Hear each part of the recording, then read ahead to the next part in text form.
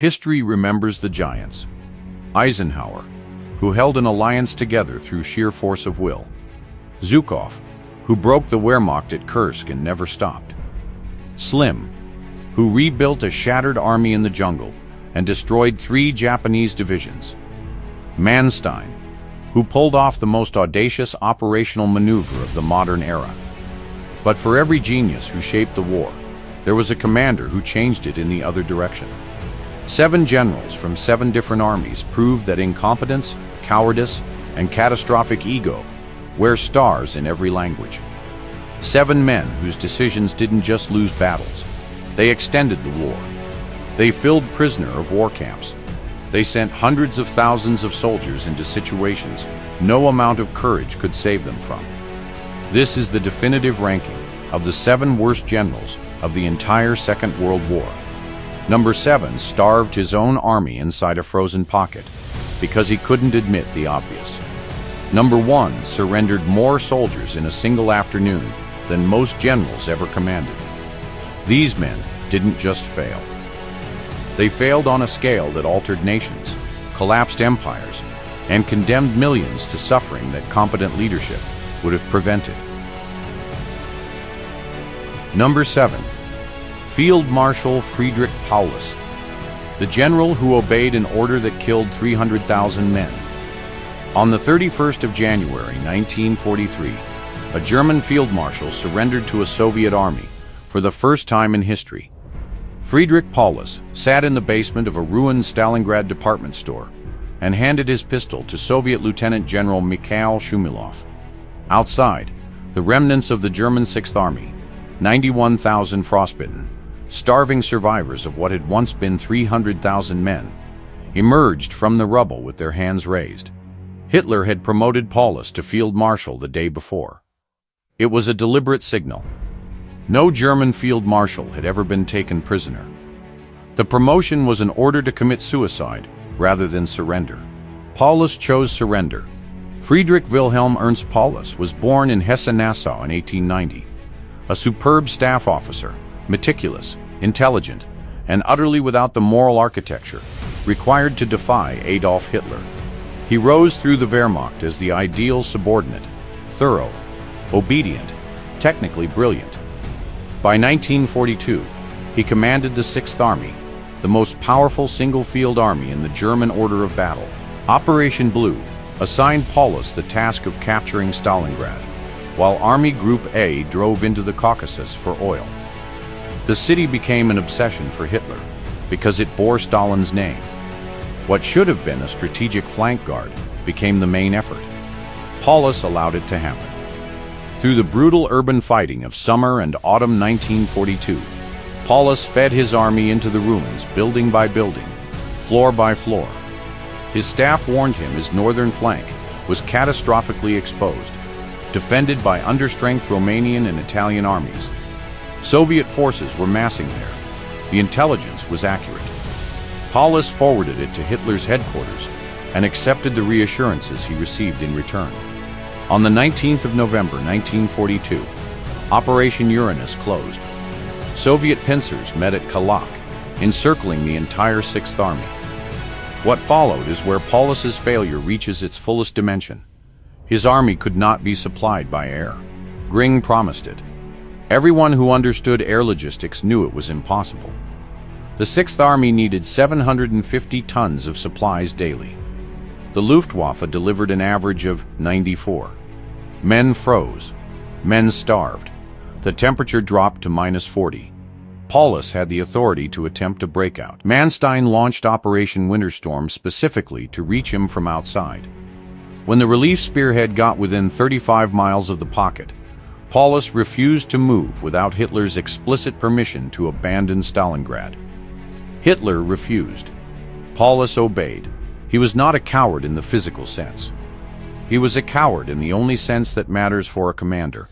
When the lives of his men required him to defy illegitimate authority, he could not do it. Of the 91,000 who surrendered, fewer than 6,000 returned to Germany after the war. Paulus died in 1957 in East Germany, having spent his final years giving lectures for the Soviets.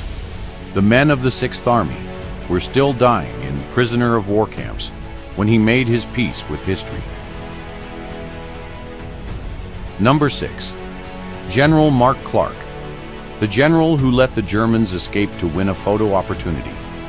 In May 1944, the Allied armies in Italy had Germany's 10th Army in a trap that could have ended the Italian campaign 6 months early.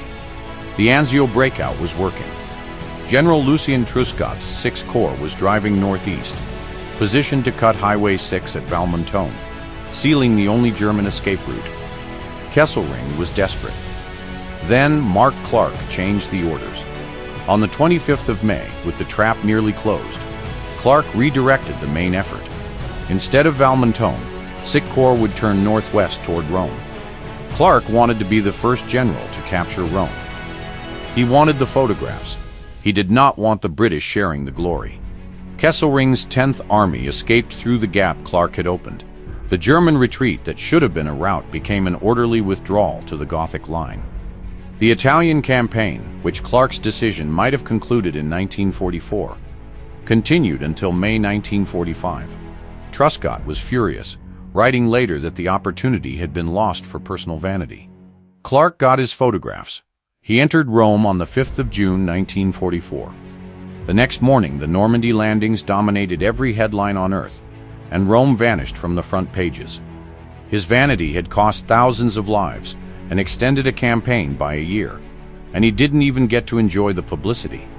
Mark Wayne Clark was born in New York in 1896.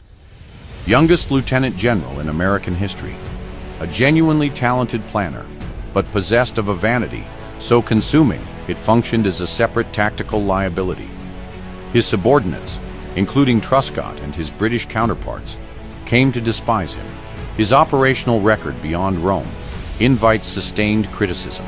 The Italian campaign under Clark was characterized by frontal assaults against prepared German positions in mountainous terrain that negated Allied superiority in armor and air. Monte Cassino was attacked 4 times at a cost of more than 55,000 Allied casualties. His relationship with his British coalition partners was permanently poisoned by his habit of undermining their decisions and withholding cooperation. He died in 1984 at age 87 and wrote memoirs defending every decision. The German 10th Army that escaped through the Valmontone Gap fought on for 11 more months. The men who died fighting it deserved better than a general who chose a photograph over a victory. Number 5. Marshal Semyon Budyonny, the general whose cavalry charges belonged in a different century. In September 1941, the largest encirclement in the history of warfare closed around Kiev. 4 Soviet armies, over 600,000 men, were surrounded, captured, or killed. The architect of that catastrophe on the Soviet side was Semyon Budyonny, commander of the Southwestern Front. Budyonny had been warned.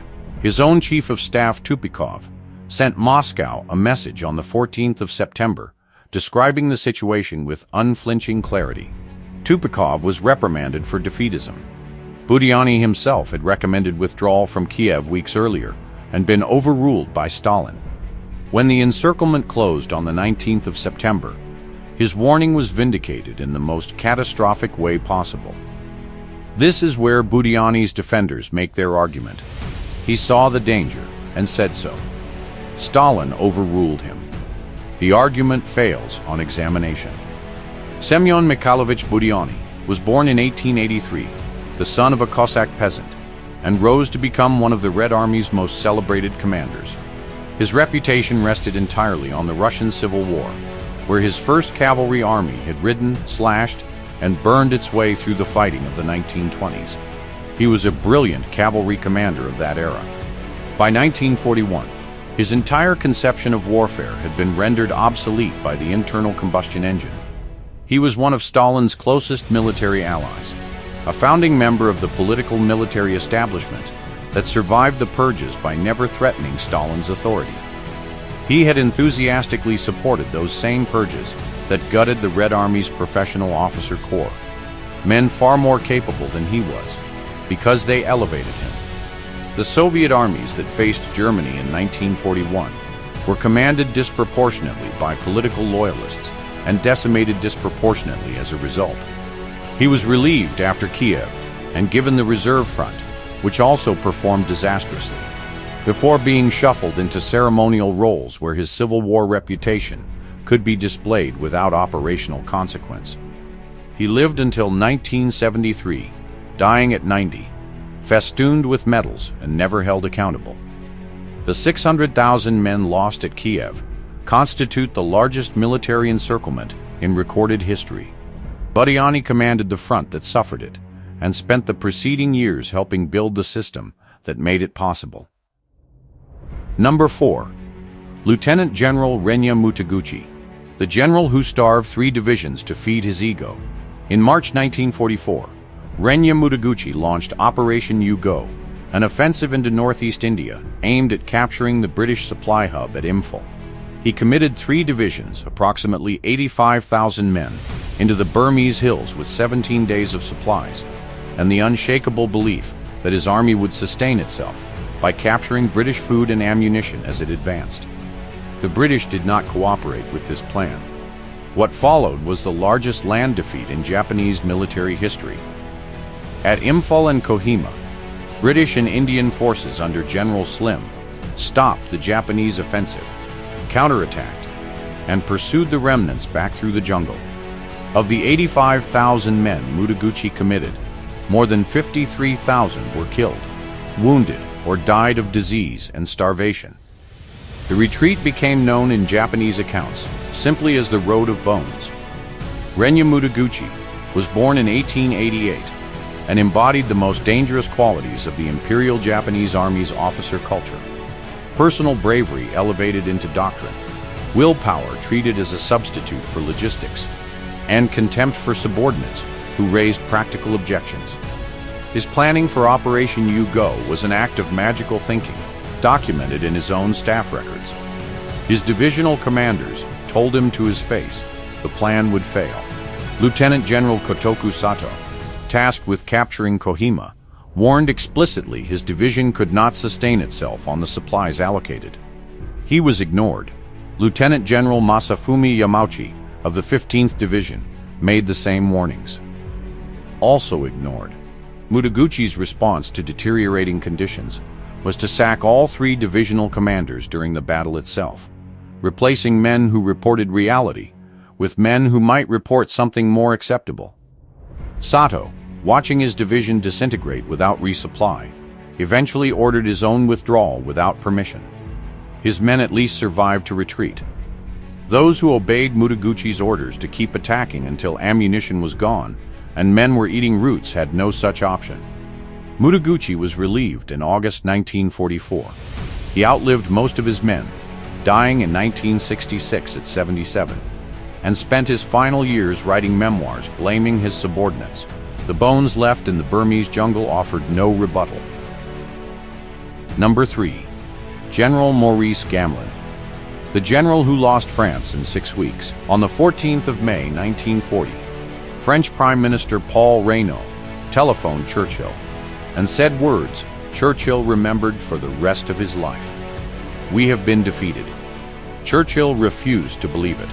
He flew to Paris and asked Gamelin where the strategic reserve was, the mass of French armor held back to counterattack any German breakthrough. Gamelin said, in French, "There is none." Churchill later wrote that he was stupefied. The greatest army in Europe had been committed entirely into the teeth of a German operational maneuver with nothing held in reserve. Maurice Gustave Gamelin was born in Paris in 1872. He was a genuinely brilliant staff officer, Joffre's primary planner in the First World War, and architect of the Marne counteroffensive that saved France in 1914. He was sophisticated, intellectual, politically adroit, and by 1940 approximately 3 decades past his operational peak. Gamelin commanded the Allied forces in France from an underground headquarters at Vincennes that had no radio. He communicated with his armies by telephone and motorcycle messenger, adding hours of delay to every decision in a campaign where the German decision cycle measured in hours. His catastrophic strategic error was Plan D. the decision to send the best Allied divisions north into Belgium, to meet a German advance he expected through the Belgian plain. This was logical. It was exactly what the Germans wanted him to do. The actual main effort came through the Ardennes, which Gamelin had declared difficult terrain unsuitable for armored advance, lightly defended by second-rate divisions. 7 panzer divisions poured through the Ardennes, crossed the Meuse in under 2 days, and drove for the English Channel, cutting off every Allied army that had advanced into Belgium. The strategic reserve that might have counterattacked did not exist because Gamelin had committed everything forward. When informed that German armor was crossing the Meuse at Sedan, Gamelin told his staff the battle was lost. He made no decisive intervention. He waited. Churchill replaced him with General Weygand, but the damage was done. Dunkirk saved the British Army. France fell. 1.8 million French soldiers went into captivity. Gamelin was arrested by Vichy, tried, and spent the war imprisoned, eventually in Schloss-Itter in the Austrian Tyrol. He was liberated in 1945 and died in 1958 at 86. The soldiers who spent 5 years in German prisoner of war camps went there because their supreme commander could not adapt his First World War mind to a Second World War battlefield. Number 2. General Lloyd Fredendall, the general who built a bunker while his men died. 40,000 American soldiers were fighting Rommel's Afrika Korps in Tunisia. Their commanding general was 70 miles behind the front, in an underground bunker, asking his engineers to make his private quarters more comfortable. Major General Lloyd Fredendall commanded the Second Corps. His soldiers were dying at Kasserine Pass, in America's worst defeat of the European War. Fredendall was worried about whether his shelter had adequate anti-aircraft defenses. He had spent 3 weeks ordering an entire engineer battalion to blast tunnels into a ravine wall to build it. He issued orders in a personal slang code nobody could decipher. He refused to visit his own troops. The result was 6,500 American casualties, 4,000 captured, and a line that collapsed 50 miles deep. Lloyd Ralston Fredendall was born in Wyoming in 1883. He failed out of West Point twice. By some process that remains a source of bafflement to military historians, General George Marshall identified him as one of the best officers in the Army and recommended him to Eisenhower for a major combat command. Fredendall's tunnel complex required 200 engineers working 3 weeks of continuous shifts, built while those same engineers might have been preparing the positions his corps would need when the Germans attacked. He never visited the front. He never saw the terrain his soldiers were defending. His orders were literally incomprehensible. One documented order read, "Move your command," i.e. the walking boys, pop guns, Baker's outfit, and the outfit which is the reverse of Baker's. Commanders at the front spent precious time trying to decode it. Some never did. When German forces struck at Sidi Bouzid on the 14th of February 1943, and Rommel seized control of the broader offensive 5 days later at Kasserine Pass itself, Fredendall fed reinforcements into the collapsing battle piecemeal, 1 unit at a time. German armor destroyed them individually. By the 20th of February, the line had broken across a front 50 miles deep. Eisenhower relieved him. Patton took command of the Second Corps on the 6th of March, and within 10 days had restored discipline and morale. The army Fredendall had demoralized was capable of fighting. It had simply needed a commander capable of leading it. Fredendall was sent home, promoted to lieutenant general, and given a training command where his appetite for personal comfort could do no operational harm. He retired in 1946 and died in 1963 at 79. Military historians rank him without serious debate as the worst American general of the war. The 6,500 Americans who became casualties at Kasserine deserved a commander who had at minimum seen the ground they were dying on. Number 1. Lieutenant General Arthur Percival, the general who surrendered an empire. On the 15th of February, 1942, a tall, thin British general walked toward Japanese lines at Bukit Timah, carrying a white flag. One of his staff officers carried a Union Jack, in case anyone missed the point. Lieutenant General Arthur Percival was walking to surrender 85,000 soldiers, the largest capitulation in British military history, to a Japanese force of 36,000 men who were running out of ammunition, water, and food. Lieutenant General Yamashita, receiving the surrender, had privately feared for days that the British might counterattack and overwhelm him. He had been bluffing with an empty hand. His opponent folded. Churchill called it the worst disaster and largest capitulation in British history. Arthur Ernest Percival was born in Hertfordshire in 1887. Brave in the personal sense, decorated in the First World War and in Ireland. Intelligent and well-read. One of the most catastrophically mismatched commanders to a command in the entire war. He was warned that Japanese forces in Indochina were jungle warfare specialists, trained for exactly the campaign that was coming.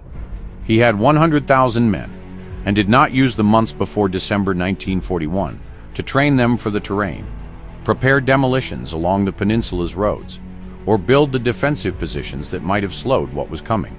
He explicitly rejected proposals to fortify Singapore Island's northern shore, telling subordinates it would damage civilian morale. When Yamashita's forces crossed the Johor Strait on the night of the 8th of February 1942, those undefended beaches fell in hours. Within 48 hours, Japanese forces controlled the island's water reservoirs. His campaign down the Malayan Peninsula was 550 miles of retreat in 55 days. The British force told it was defending an impregnable position discovered instead that its commander had no coherent plan for the depth or pace of the Japanese advance. On the afternoon of the 15th of February, Percival gathered his senior commanders.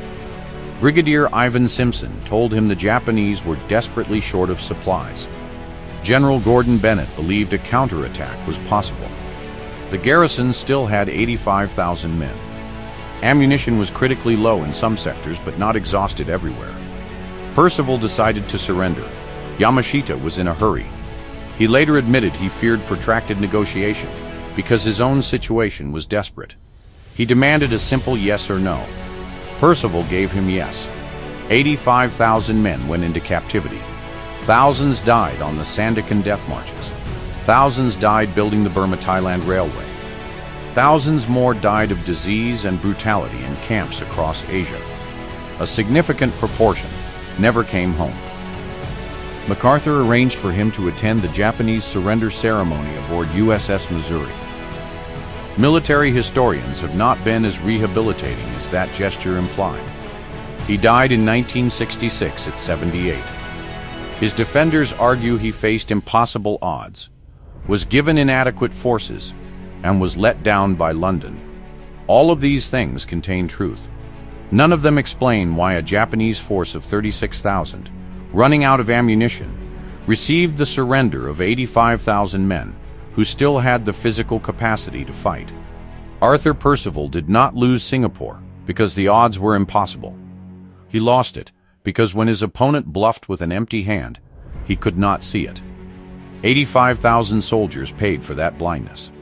7 generals, 7 armies, 7 catastrophic failures measured not in battles lost, but in lives destroyed, campaigns prolonged, and opportunities surrendered to enemies who should never have received them. Paulus obeyed when his men needed him to defy.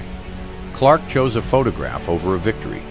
Budyonny helped purge an officer corps of men better than himself, then proved they were better than him. Mutaguchi fed 3 divisions into the jungle on willpower and fantasy, and left their bones there. Gamelin marched the finest Allied army into a trap, with no reserve and nothing to do when it closed. Fredendall built a bunker 70 miles behind his dying men, and decorated it. Percival surrendered an empire to a general who was bluffing. Their armies deserved better. The soldiers who served under them deserved better. History has given them what they gave their men: the unadorned truth.